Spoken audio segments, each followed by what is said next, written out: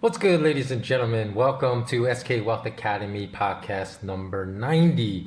Proof that central bankers knew the global economic implosion was coming long before the pandemic.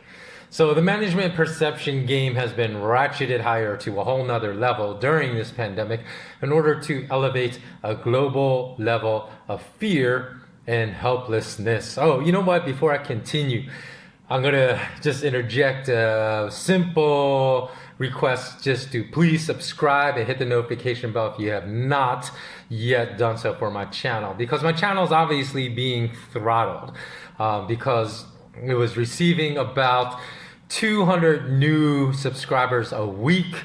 I've actually upped the number of podcasts I'm uploading, and it has gone down to like just 20 a week. And you know, when it started going down to 20 a week from 200 a week was when I started talking about this pandemic. So in order to support my channel, if you want to see it survive, please do subscribe. Let's continue now. Now, this podcast, I'm going to talk about, I'm actually bringing this to you as a benefit for some of you to hopefully, that in the hopes that it will actually prod you into action. Because over the past few weeks, I've spoken to many of my good friends, my close friends, about the reasons for this, the real reasons behind this global pandemic lockdown.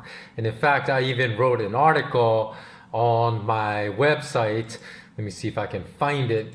It was named, and I'll put the link to in the podcast show notes, which you can find by clicking the read more link in the YouTube video for this particular podcast. So the article was called Connecting the Global Pandemic Lockdowns and Wealth Preservation for the 1%.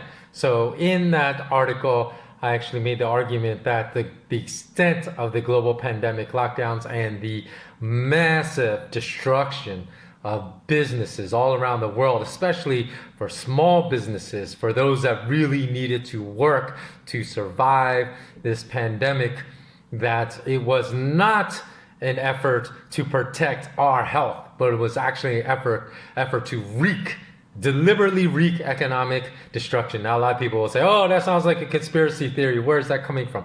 Go read that article, because if you don't think that there is a lot of merit to this idea, then you have not been connecting the dots of what's really going on, which I wouldn't blame you for, because all that's on the news these days is the viral pandemic 24/7. So in essence, a lot of people are not seeing the massive red flags that are happening in the global financial world at this time, simply because they're being pushed aside by the mass media deliberately. So people are being distracted, their attention and focus is being distracted from what they really should be paying attention to, and they're paying attention incessantly to the fear that is conjured up artificially by state leaders, by politicians, by bankers and whatnot. And again, you can go back, because on my news site at malamalama.com, I've been running this news site for 15 years. Go all the way back to 2008. And you will see I predicted the 2008 financial collapse just 18 trading days before it happened. And you will know back then, if you go back and you do a deep dive into the types of articles that were coming out, people thought I was crazy back then for making the kind of statements that the US stock market was about to collapse and drag down all the other global stock markets with it. You will find very few people believe me. 18 trading days later, after I made that prediction, it happened. So I would say that at the very minimum, no matter, even if you're the most skeptical person in the world, you should go read that article and then make your assessment after reading it. Because the interesting thing is, I would say maybe 1 out of 5 friends I've talked to have actually made the conversion of converting their fiat currencies into physical gold and silver, for which they're very thankful, because now they've leapt up about, I'm talking physical, not paper prices, physical. The physical prices have actually leapt respectively in gold and silver by like 22% and 30% since I told my friends to go in. And this was just like 6-7 weeks ago, not that long ago. And they've got a tremendous amount of gain. And even those I've spoken look into since then. The crazy thing is that the friends that said, "Oh, I don't feel comfortable about this. It sounds too risky to me," which is crazy because there's that shows me how little people understand about money. Right? Because there's a money that's going to preserve your purchasing power, which is gold. Silver's a little more volatile, so I understand people's unwillingness to buy silver just because the volatility of the prices is well above that of gold. So I said, okay, if you're conservative, even though there are going to be bigger gains in silver, which I was right, then just go into gold, if you feel that uncomfortable, because gold is much more steady ever since 2011. I mean, it's a solid 10 years we've had some rising gold prices. And so, the guaranteed part is if you leave your savings in fiat currencies, you're going to lose purchasing power and great amounts of it every year. That's guaranteed. You're losing 24/7 every month, every year. You're losing, that's guaranteed by holding paper, plastic, digital currencies. So in any event, it's really interesting that was the reason is it's too risky. It's about the safest thing you could go into at this point. So the management perception game I see has been ratcheted higher to a whole nother level during the pandemic in order to elevate a global level of fear and helplessness that has just fallen like a dark cloud all over society. So in this podcast, I'm going to review a timeline in which I predicted every step of the economic fallout that has happened for at least the past 10 months. And sometimes many months before these steps happen, as proof that bankers and politicians are using the pandemic as a cover-up for economic failure for which they are directly responsible. They're getting away scot-free as the robbers of our wealth by using this pandemic to cover up the fact that they're the originators, they're the source of this economic fallout, and they've only aggravated and elevated the fallout with their lockdown strategy. So stating that the pandemic will be used as a cover-up for a global economic destruction has now become something that's kind of in favor right now, and it's becoming a louder narrative among the independent media. However, I stated this case in February that they were going to use this as a cover-up before anyone else had made this argument. So a review of the timeline of various articles I published, which I'll go back 10 months prior to this current date, will prove one of two things. Either number one, I have tremendous psychic abilities, which then I should be able to become a multimillionaire if I can foresee the future like this, which, by the way, I don't believe anyone possesses. Or number two, I'm correct in my assessment that bankers and politicians are using this pandemic to not only avoid blame as the true culprits behind the ongoing global economic implosion, but also to deliberately destroy our financial livelihoods. So, because guess what? Without monetary resources, what can't you do? You can't revolt because everyone will just be so focused on just surviving. And that is the deliberate aim and mission of their evil blanket lockdown. So before I get started, let me state that clients of my previous business know that I stated multiple times, which I'm sure many of you are watching right now, that when the next global financial crisis manifests, and I've said this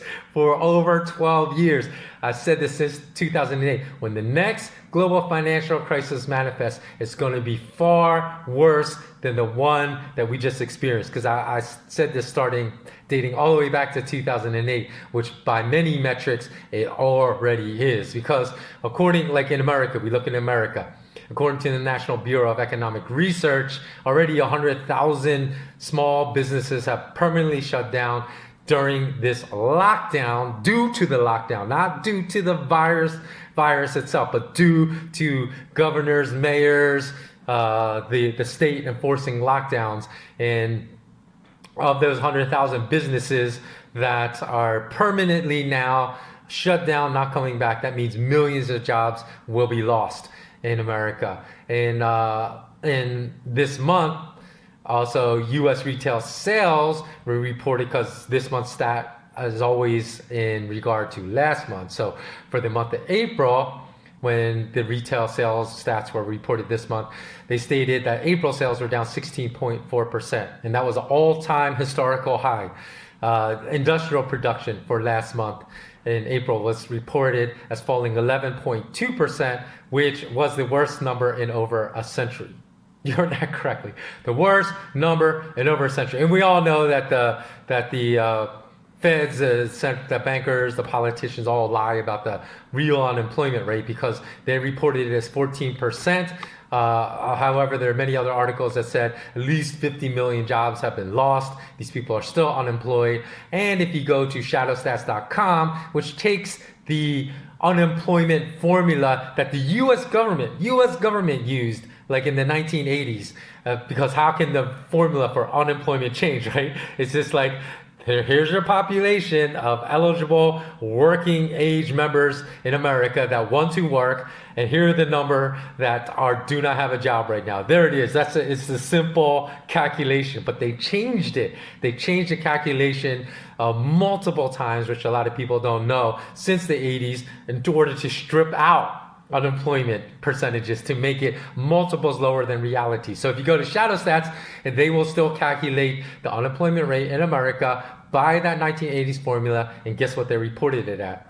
Not twice as high, not at 30%, not twice as high as this false stat that they just reported to us, but at 39.6%, almost 40%, meaning 4 out of every 10 people of eligible working age in America that want a job are out of a job right now. So let's get started with, again, the timeline of articles I wrote, which you can find on my news site at malamalama.com. I'll also put a link in the show notes to all these articles I'm referencing, so you can go see for yourself of these articles that I wrote months ago that predicted exactly what is happening right now. So on August 22nd of 2019, I wrote gold and silver prices ready to move higher. And I said the truth points to the fact that gold and silver prices are ready to move higher and much higher, given the insanity of central banker enforced monetary policy all around the world. So let's see actually how much higher it has risen. Sorry,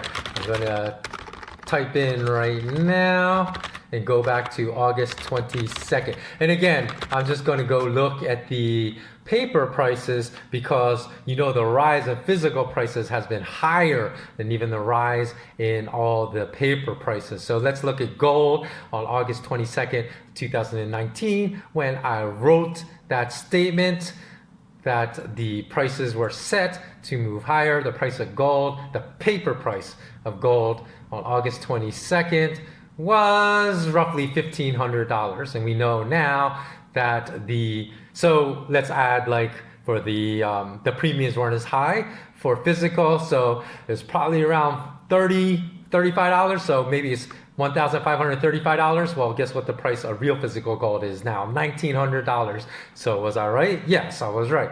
Let's go to silver, see what the price of silver was on August 22nd, 2019. So let's go back. Sorry about this. It's taking a little bit. I don't know why. Why is it so slow? That's the problem of being stuck in travel purgatory like I've been, not even able to reach my destination because I can't get to where I want to go. I don't have the kind of internet speeds that I would like. So if you think that you're at a place where you have all your resources you need to run your business, that you're at a disadvantage, well, you should face the disadvantages that I've been facing during this period of this global lockdown, because they've been quite insane. Okay, so let me look. August 22nd, 2019, the price of paper silver was, okay, 22nd, $16.96. So likely the price of physical silver was barely above $17. So silver has not risen quite as much, but the prices of physical silver is still around $21, $22 or so. I know it's come down a little bit this week because the price of paper silver has been slammed, but let's move on. So that's what I said back in August 22nd And then just 5 days later, I said the number one reason to buy gold and silver is not what most people believe. So I said the number one reason to buy gold and silver, bar none, is the global currency rot that is happening, that is relentless, and that central bankers are now helpless to stop, though they are responsible for creating it. And I'll get into why I said they were helpless to stop it. On August 31st, just a few days later, I wrote an article titled "The Greatest Threat to Wealth Preservation is It Won't Happen to Me Syndrome." So what do I mean by that? I wrote back then, yet even with all the increasing red flags over the past several years that suggest that assets held within the global banking system could be devalued, frozen, or seized, or all of the aforementioned, including warnings a few years ago of possible negative interest rates applied to commercial and corporate bank accounts in the future from big global banks like Royal Bank of Scotland, most of us go about our daily lives without giving a second thought about taking preventive actions, preventive and preemptive and and aggressive actions to prevent such mind-blowing and negatively impacting life-changing events from happening. Which reminds me, because if you go back to the article that I stated, in which people don't realize that the entire global financial system almost imploded on March earlier of this year, which would have meant that, guess what? All your fiat currencies would have been deemed worthless had that happened. And we got this close to it happening, and yet still people are not taking any action. They do not care, which is crazy, because that reminds me of that event in 2000 and it's either 13 or 14 when the Bank of Cyprus and Laika Bank, two of the biggest banks in Cyprus, basically stole, I think it was 62.5% of every single account that had more than 100,000 euros in it. Of course, they didn't touch the Russian mobsters' bank accounts, because they knew had they touched the Russian mobsters' bank accounts, they would have been basically whacked by the Russian mobsters, because Russian mobsters don't play. So the bankers say, hey, Russian mobsters, get your money out. We're going to steal everyone else's money. We're not going to tell them. And then they shut. They had a bank holiday on Friday. On Monday, people opened up. They looked at their bank accounts, and 62.5% was frozen, which was eventually stolen. And people have this even since then. And if you don't know about that, that's even crazier that you're unaware of that, because the same entities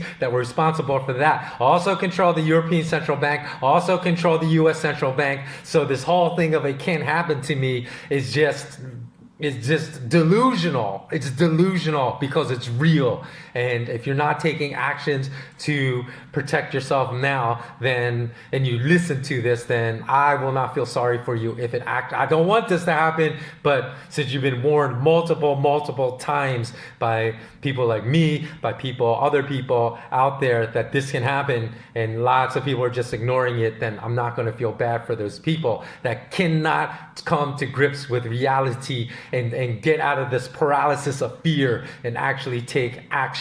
So on September 26th, the next month of 2019, I said, global financial propaganda spikes always precede financial crises.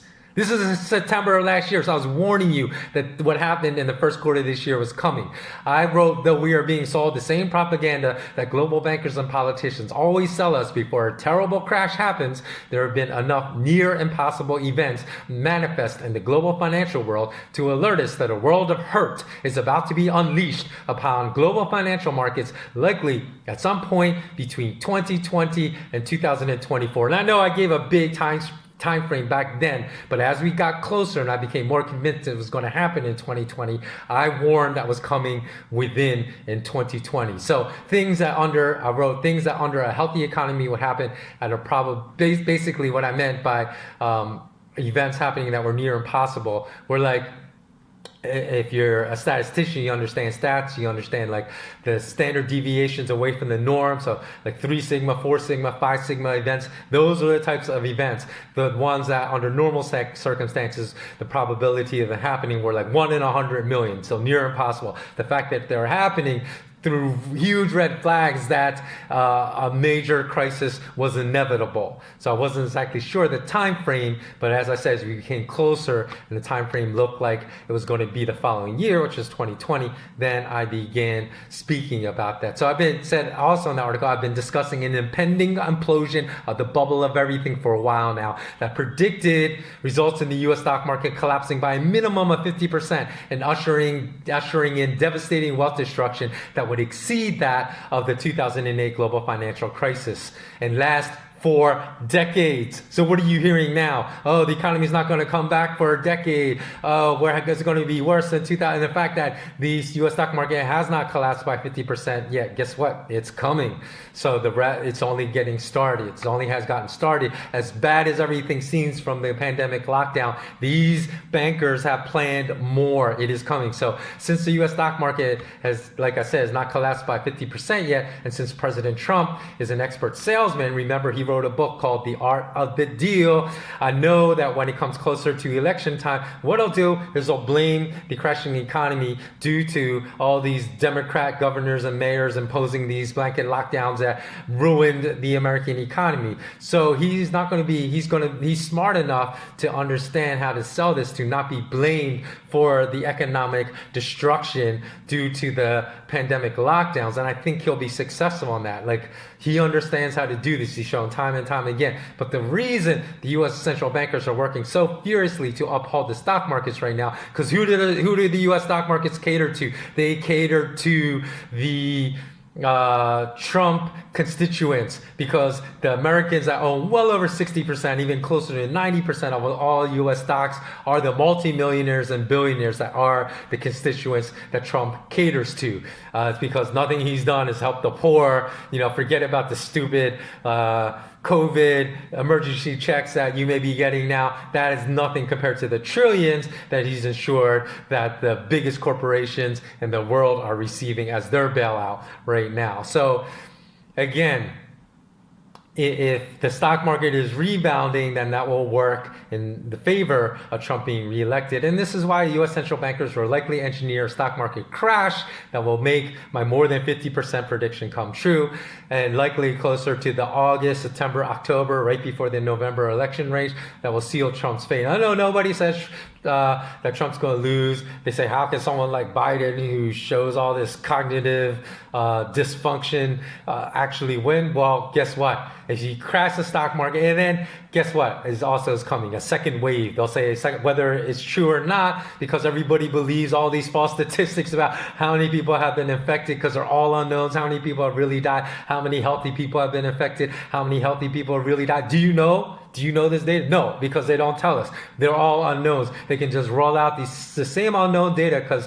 they said, hey, look how stupid all these people are. Look how angry they're getting each other. Look at how angry they're getting about you violating my social distance space. You possibly infecting me, when these people are saying this are entirely healthy. Now, I understand that if they were actually vulnerable, I would respect that. And if they wanted me to wear a mask to protect them, not to protect myself, to protect them because they're vulnerable. But I'm not going to wear that to protect someone that's entirely healthy, because they're just ignorant of what's really going on, and they have no understanding. They don't understand science, and they don't, because just go read Carl Sagan's book. I think it's called The Demonic Haunted World or something. It has haunted and demons in the book, because it was basically an exposition of critical thinking, and he wrote that decades ago. It applies today, even is more relevant today, because he was saying even back then a lot of what is being passed off as science. And if you don't think Carl Sagan is brilliant, then I don't know if you won't listen to a man like Carl Sagan.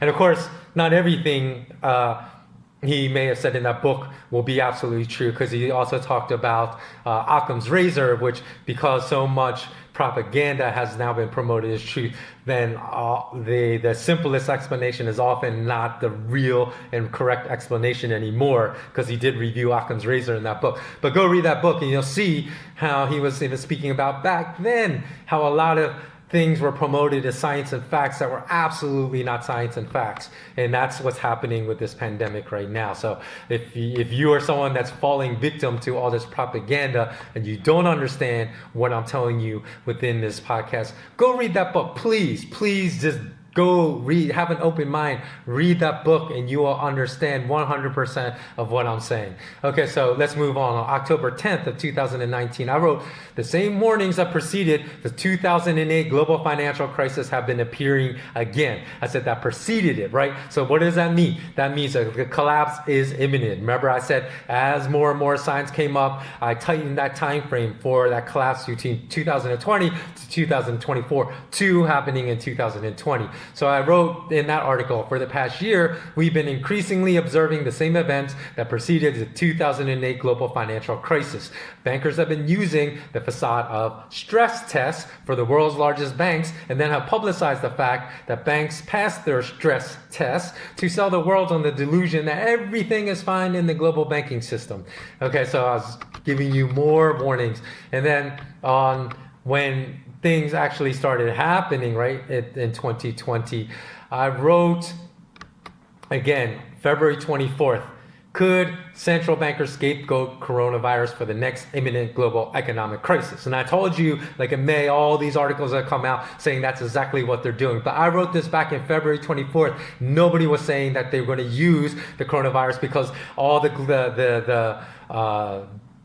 debilitating and horrible effects of all these blanket global pandemic lockdowns to the economy, to destroying millions and billions of people's economic lives and financial livelihoods had not yet come to fruition. So nobody was writing about that. I wrote back then that that's exactly what they were going to do. And then on April 19th, I'm going to discuss just one article I sent to my patrons that was only available to my patrons, and that was called The Biggest Undiscussed Risk in the Global Financial System, Part 2. And then also I wrote, this was not in that article, but because I wrote a follow-up article saying that the global financial system almost completely collapsed in March, unbeknownst to most people, and the events I disclosed in that Patreon-only article that talked about what almost triggered a complete global implosion of the banking system. That was the real true reason behind the U.S. Central Bank's emergency rate cut of the Fed's fund rate to zero in early March. Because remember, they were set in cutting that rate to zero in just a couple weeks. But what was so urgent that couldn't wait for a couple of weeks, and they had to preempt their normal meeting time for announcing an interest rate cut to cut it to zero back then? It was because the entire global financial system almost imploded back then. And there was something I wrote in that Patreon-only article that I said, if you see this happening, right, if you see articles coming out saying interest rates are going to have to be left at zero for like the next 4 or 5 years, because there was something that matched up as far as maturity and the time frame of why they needed to keep interest rates so low, why they couldn't risk the US dollar spike that we saw in mid-March. So they preempted it because they knew it was coming, but they couldn't risk it going any higher because they needed a certain time frame for interest rates to be zero for a very, very long time frame. And now we've seen those articles coming out, which gives more credence to the theories I wrote in that The Biggest Undiscussed Risk in the Global Financial System, Part 2. So it makes my theory extremely plausible. So there you go. And then when the second wave comes of this pandemic in September, October, you'll see that I told you it was coming, whether it's real or not. I don't know how they're going to manufacture a fake second wave in the US, but somehow they will, because between that and also an engineered stock market crash, then Trump is definitely not getting reelected. And there's certain elements in the alphabet agencies that want him out because he has really shown them to be the two-faced hypocrites that they are. So there you go. Either I understand the central banker motivations extremely well, and I'm completely right about the real sources for the global, not only the global economic devastation that's happening right now, but also the real reasons behind this blanket strategy of locking everyone down and ruining everyone's economic lives. It has nothing to do with health. And again, Either that is correct or I am a psychic, the best psychic you have ever known, and I should just quit my plans to launch my SK Wealth Academy and just start a psychic business and charge everyone $500 an hour, $1,000 an hour, $10,000 an hour for celebrities and tell them of their futures, because I must be incredibly good as a psychic. You decide which one is true. All right, as always, remain intensely curious. Until next time, many blessings. Stay strong. Remember the words that I spoke in my last podcast. Don't try to make change at the national level. Work within your communities. Get to know your neighbors. Get stronger at the community levels, and we can win. Okay, take care and have a beautiful day or beautiful night.